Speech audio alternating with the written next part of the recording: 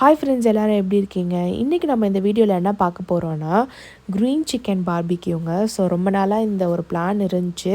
So நாங்கள் கொஞ்சம் பிஸியானதுனால எங்களால் இந்த பண்ண முடியாமல் போச்சு. ஸோ சம்மரும் முடிகிற சமயம் ஆயிடுச்சுங்க, ஆகஸ்ட் ஆகிடுச்சு.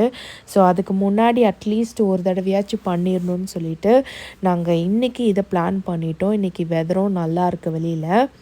ஸோ காலையில் எழுந்திரிச்சி இதுக்கான வேலையெல்லாம் நான் பார்த்துட்டேன். ஸோ சிக்கனை கழுவி அதெல்லாம் மசாலாலாம் போட்டு வச்சுட்டு அதுக்கு சைடு வந்து க்ரீன் சட்னிங்க. ஸோ ரொம்பவே நல்லாயிருக்கும்.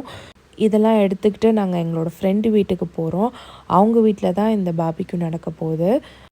ஸோ நான் ஒரு ஃப்ளேவர் எடுத்துகிட்டு போகிறேன். எங்களோட ஃப்ரெண்டு வந்து டிஃப்ரெண்ட் ஃப்ளேவர் அவங்க பண்ணுறாங்க. ஸோ இதெல்லாம் நாங்கள் மிக்ஸ் பண்ணி தான் இன்றைக்கி சாப்பிட போகிறோம். ஸோ இந்த க்ரீன் சிக்கனை வந்து நான் ஃபர்ஸ்ட் டைம் ட்ரை பண்ணுறேன். எப்படி வரப்போகுதுன்னு தெரியல.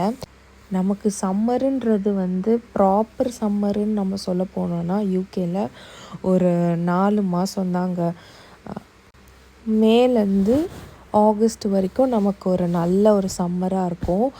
ஜூலைலலாம் நல்லாவே வெயில் அடிக்கும். நமக்கு உள்ளவே வேர்க்கிற அளவுக்கு நமக்கு வெயில் அடிக்கும். ஸோ அதுக்கப்புறம் அடுத்த நாள் பார்த்திங்கன்னா மழை பெய்யும். அதுக்கு அடுத்த நாள் வந்து குளிராக இருக்கும். ஸோ இந்த மாதிரி தான் சம்மர் வந்து ரொம்பவே மிக்ஸ்டாக தான் இருக்கும். ஆனால் வின்டருன்றது ஒரே மாதிரி தான் இருக்கும், குளிர் தான். இந்த அக்டோபர் ஸ்டார்ட் ஆச்சுன்னா அதோடு அடுத்த மார்ச் வரைக்கும் அந்த குளிர் ஃபுல்லாகவே இருக்கும். அதே மாதிரி சம்மருன்றதுனால இங்கே வந்து சன் செட் வந்து 10 o'clock தான் நடக்கும்.